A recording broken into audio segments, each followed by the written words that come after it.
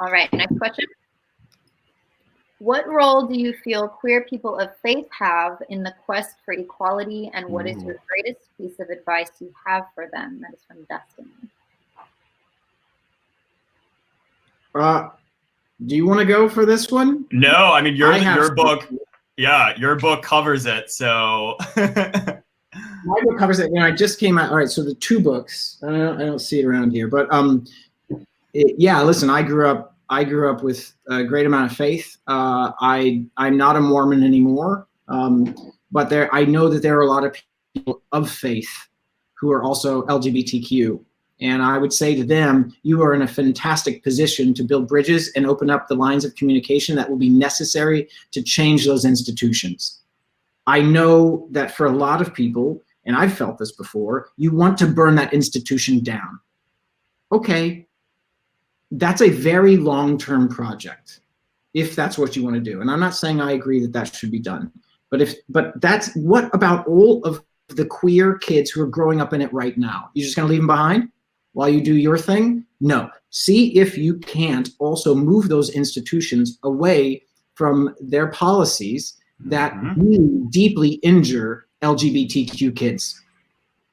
And those are the conversations. You'll see it, the short version is my mom, through courage and curiosity, came around to accepting me as her gay son.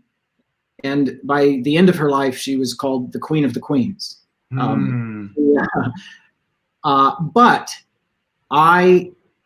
after I lost her, I realized I had a duty to repay that favor and to show the courage and the curiosity to go back to the Mormon church and see if we couldn't create some change that could make the lives of queer kids in Utah and in the Mormon church better. And the book details how that was done. And we have made some progress, but not all the way there yet.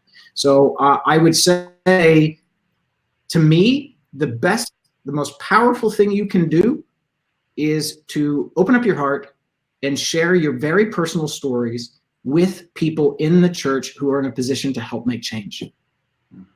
And as much as we all want to argue the law and the facts and the science, and I love to argue those things, there's a time and a place for it. It doesn't tend to be incredibly effective when you're in a faithful space. In a faithful space, I found that if you talk about how something felt, how it impacted you to be excluded from church, community, family, what that experience was like, the things that you miss from being included in a faithful space, that can be incredibly impactful. And by the way, eye-opening to a lot of heterosexual folks who haven't spent enough time thinking about how their interpretations of the Bible kill queer kids. That's a wonderful answer. Courage and curiosity. That's great. I love that.